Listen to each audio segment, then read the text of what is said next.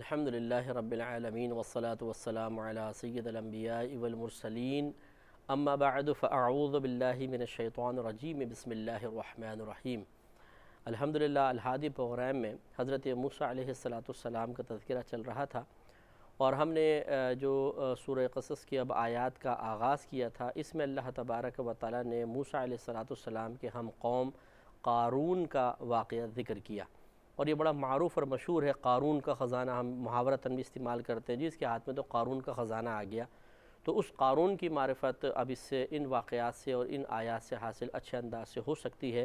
کہ یہ قارون، جیسے کہ ہم نے پچھلی آیات میں آپ کو بتایا کہ موسیٰ علیہ السلام کا ہم قوم تھا۔ ایک روایت کے مطابق یعنی بعض مفسرین کہتے ہیں کہ یہ آپ کا چچا تھا، اور بعض نے کہا کہ چچا کا بیٹا تھا، لیکن تھا آپ کا ہم قوم، لیکن یہ فرعون کے لیے کام کرتا تھا، اور یہ خود ان بنی اسرائیلیوں پر ظلم و ستم کرتا تھا، اور منافق شخص تھا کہ حضرت موسیٰ علیہ السلام کی نبوت کو زبان سے تو تسلیم کرتا تھا لیکن دل سے تسلیم نہیں کرتا تھا۔ اور جیسے ابھی آگے اس کی بربادی کا جب واقعہ ذکر ہوگا جو انشاءاللہ اس پروگرام میں غالباً ہوگا، تو پھر آپ یہ دیکھیں گے کہ کس طریقے سے اس نے فساد کی ابتدا کی اور اللہ تعالیٰ نے پھر اس کو ہلاک و برباد فرمایا۔ تو اس میں یہ بھی پچھلے پروگرام میں ہو چکا کہ اس کو اللہ تبارک و تعالیٰ نے موسیٰ علیہ السلام کے ذریعے علم کیمیا عطا فرمایا تھا، اور بعض نے کہا کہ اس کو تجارت کا بڑا اچھا تجربہ تھا، اس کے پاس ایسی ٹیکنیکس تھیں کہ یہ مال کو بیچ آرام سے سکتا تھا، بہت اچھے سست و داموں خرید لیا کرتا تھا، اور زراعت والی زمینوں پہ کام کا اس کو بڑا تجربہ تھا، اس کا بڑا علم تھا، تو اس کے پاس بہت خزانہ جمع ہو گیا، اور اتنا خزانہ جمع ہوا کہ 40 خچروں پر اس کی خزانے کی چابیاں لٹکی ہوتی تھیں، اور حضرت ابن عباس رضی اللہ تعالیٰ عنہما کے قول کے مطابق 40 ایسے افراد کہ جو عام لوگوں سے زیادہ طاقتور یعنی پہلوان ٹائپ، وہ اس کی چابیوں کو اٹھا کر چلتے تھے،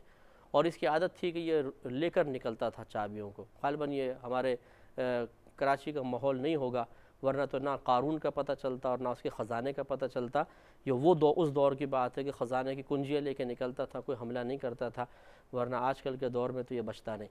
تو خلاصہ کلام یہ ہے کہ یہ جب باہر نکلا اور اس نے اللہ کی نافرمانیاں بھی کرتا تھا اور غلط قسم کی حرکات کیا کرتا تھا، تو اس کے قوم کے بعض نیک لوگوں نے اس کو سمجھانے کی کوشش کی، لیکن اس نے ان کی باتوں کو رد کرتے ہوئے کہ جب انہوں نے یہ احساس دلانے کی کوشش کی کہ تم پہ اللہ کا احسان ہے، اللہ نے تم پہ کرم فرمایا ہے، تو اس نے اس بات کو ناپسند کیا، اور اس کے ناپسندیدگی کی وجہ وہی تھی جو ہم نے عرض کی کہ یہ نہیں چاہتا تھا کہ کمال کی نسبت مکمل طور پہ اللہ کی طرف کی جائے، بلکہ چاہتا یہ تھا کہ اللہ تعالیٰ کا ذکر معاذ اللہ سرسری طور پر ہو، ٹوٹل کمال کی نسبت میری طرف ہونی چاہیے۔ اسی لیے اس نے کہا کہ مجھے جو کچھ دیا گیا ہے وہ اس علم کی وجہ سے ہے جو میرے پاس ہے۔ یہ ایک تکبر کی بات تھی، عجب و خود پسندی کی بات تھی، غرور کے ساتھ اس نے جملے بولے، تو اللہ تعالیٰ نے اس کا رد فرمایا کہ اگر کسی نعمت کا قریب ہونا انسان کے ذاتی کمال کی بنا پر ہے تو پھر کبھی نعمت چھننی نہیں چاہیے، کیونکہ جب تک اس کے پاس کمال ہے وہ نعمت اس کے پاس ہونی چاہیے۔ حالانکہ تم پچھلی قوموں کو دیکھو کہ جو ان سے زیادہ طاقتور تھے افرادی قوت کے اعتبار سے، طاقت کے اعتبار سے، حکومت کے اعتبار سے، مال کے اعتبار سے، انہیں بھی اللہ نے ہلاک کیا، اور جب ان کو ہلاک کیا تو ان سے پوچھا نہیں کہ تمہارے کیا گناہ ہیں، کیا نہیں ہو، تم ہلاک کریں نہ کریں، اللہ نے ان کو ہلاک کر دیا۔ تو اس لیے اس آیت میں اللہ نے اس کا فوراً رد کرتے ہوئے ثابت فرمایا کہ کمال کی نسبت صرف اللہ کی طرف کرنی چاہیے، اور یہی بات سب سمجھیں، کوئی بھائی ہیں یا بہن ہیں جو ہمارا بیان سن رہے ہیں، کوئی ذہین طالب علم ہے، کوئی ایجاد کرنے والا ہے، کوئی دنیاوی ترقی کرنے والا ہے،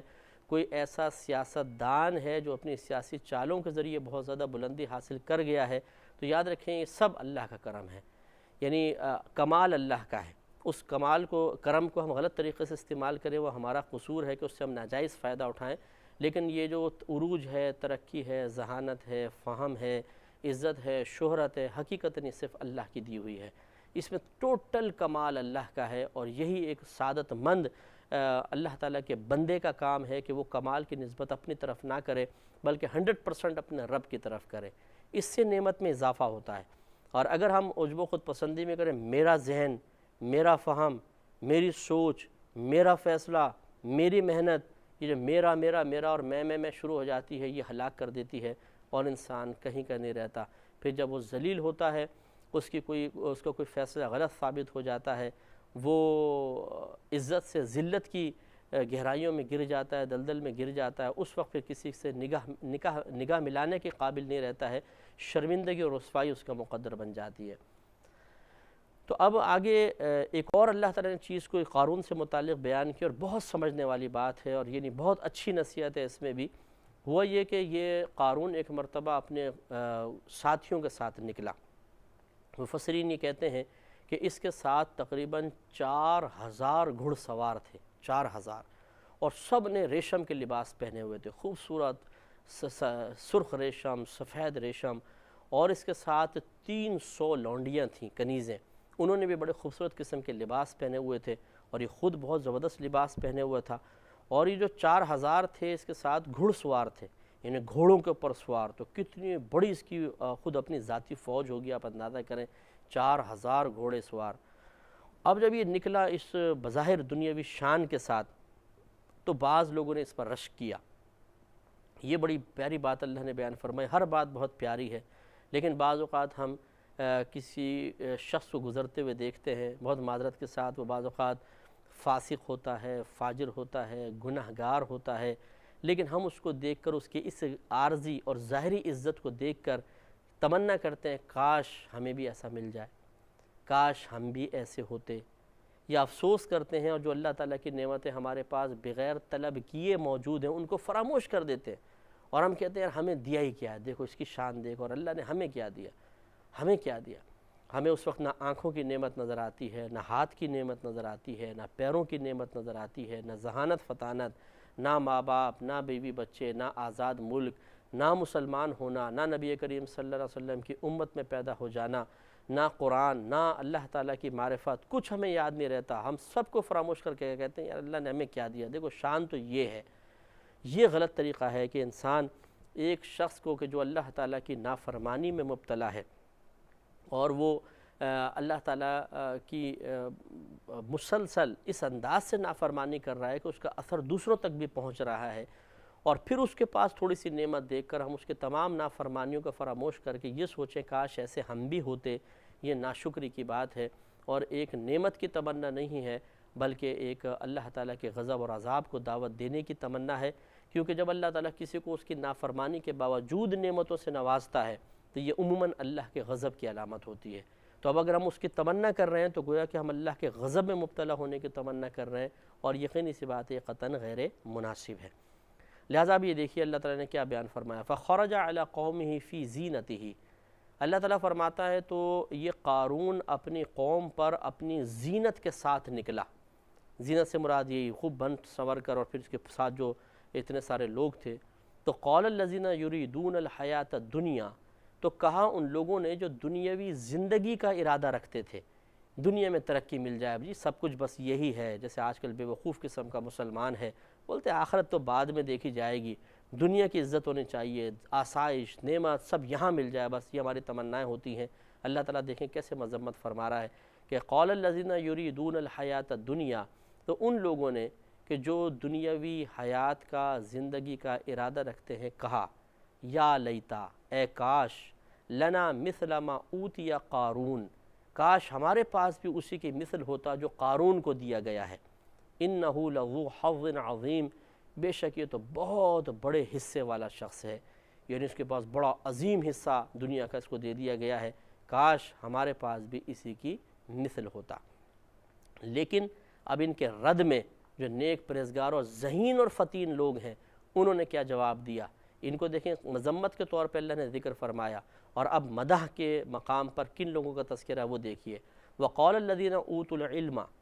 اور ان لوگوں نے کہ جن کو علم دیا گیا تھا ایسے لوگوں کو سمجھایا اور جواب دیا، ویلکم، برباد ہو جاؤ تم لوگ، بربادی ہو تمہارے لیے، ثواب اللہ خیر لمن آمن وعمل صالحا ولا یلقاها الا الصابرون،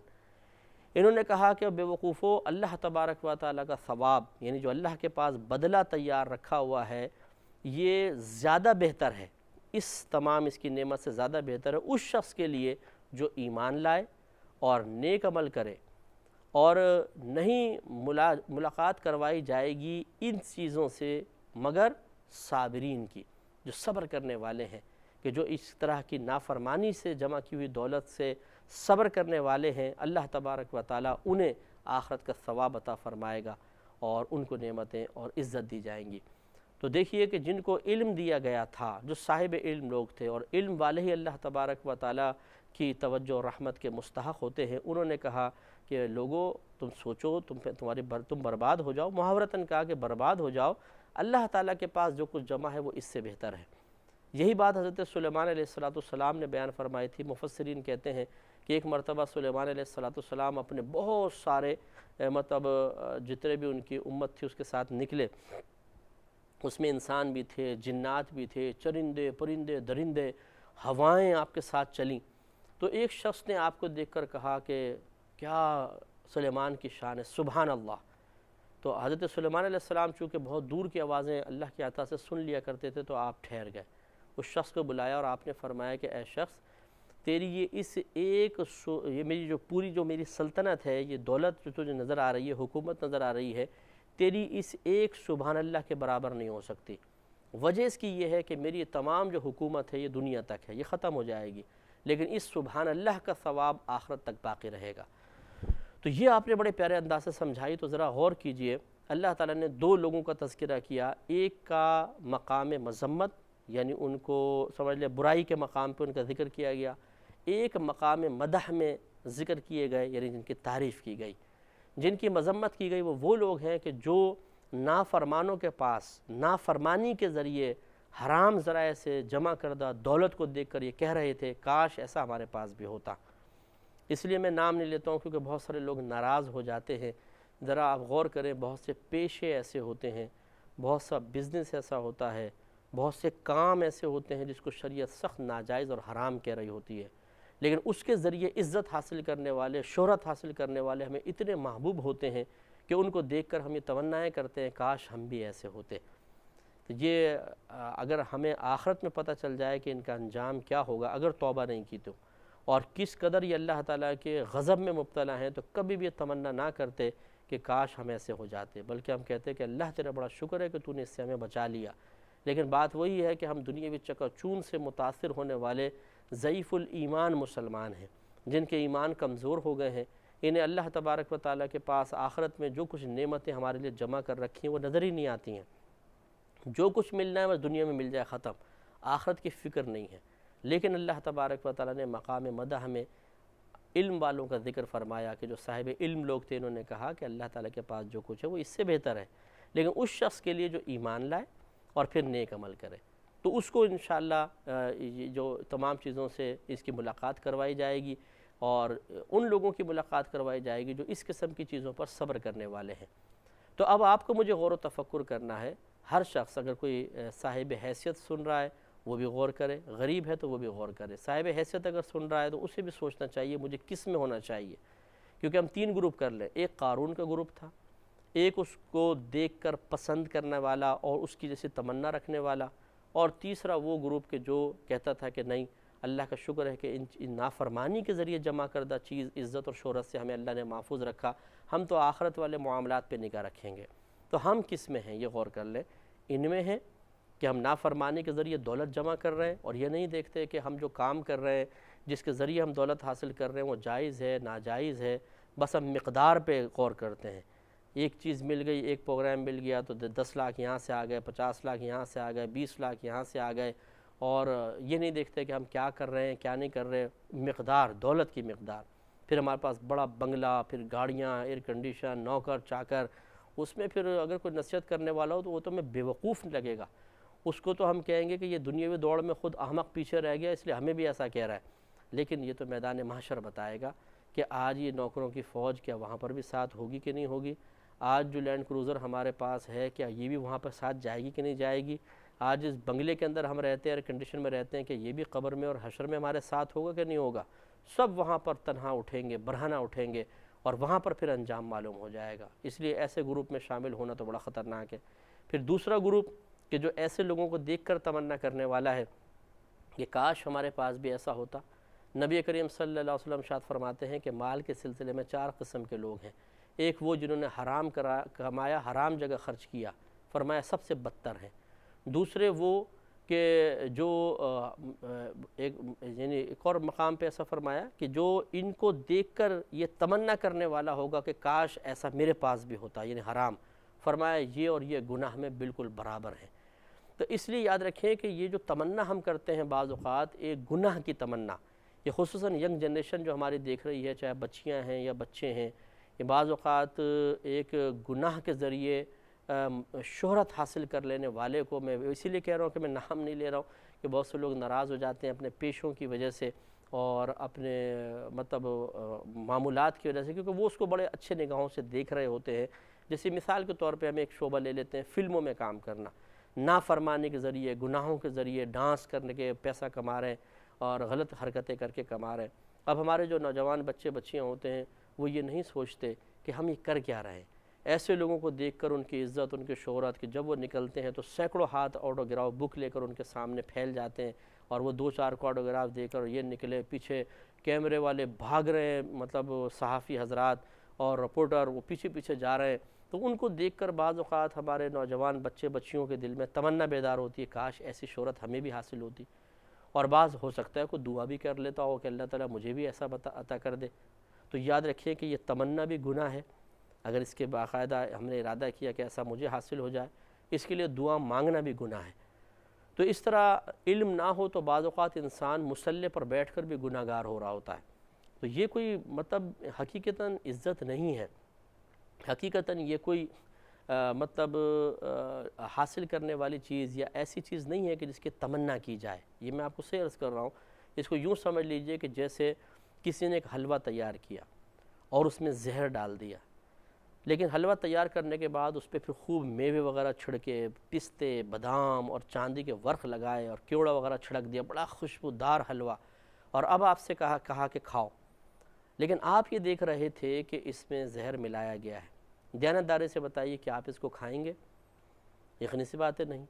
اب اگر مجھے نہیں پتا تو شاید میں آپ پہ تعجب کروں گا کہ یار کیسے بیوقوف آدمی اتنا زبردست حلوہ، اتنی زبردست اس پہ میوہ اور یہ کیوڑا، خوشبو بڑی پیاری آ رہی ہے اور چاندی کے ورق لگائے ہوئے، پتہ نہیں کیوں نہیں کھا رہا، لیکن آپ اس کی حقیقت کو جانتے ہیں، اور جب اس کی حقیقت کو جانتے ہیں تو کبھی ہاتھ نہیں بڑھائیں گے۔ ہاں مجھے اگر نہیں پتا تو ہو سکتا ہے میں جلدی سے کھاؤں کہ یار یہ تو بیوقوف آدمی نہیں کھا رہا، میں کھاتا ہوں، اور کھاؤں گا تو ہلاک ہو جاؤں گا۔ بالکل اسی طریقے سے یہ معاملات ہوتے ہیں کہ کسی کی شہرت کو دیکھ کر پہلے وجہ شہرت کو دیکھیں کیا ہے، کیا وہ وجہ شہرت جو سبب بنا ہے وہ ناجائز اور حرام سبب تو نہیں ہے؟ حرام دولت، حرام ذرائع، فراڈ، ناجائز کام، اس سے پیسہ اور دولت کما کر، عزت کما کے انسان مقام شہرت پر پہنچ بھی گیا، تو یاد رکھیں کہ میدان معاشر میں یہ اتنے ہی ذلت میں مبتلا ہوں گے، بہت ہی یعنی شرمندگی اور رسوائی ہوگی۔ وہاں پر آپ بھی ہوں گے، وہاں پہ دیکھ لیجیے گا کتنے ہاتھ ان کی طرف بڑھتے ہیں آٹوگراف کے لیے۔ وہاں پر اگر عزت ہوگی تو نیک آدمی کی عزت ہوگی۔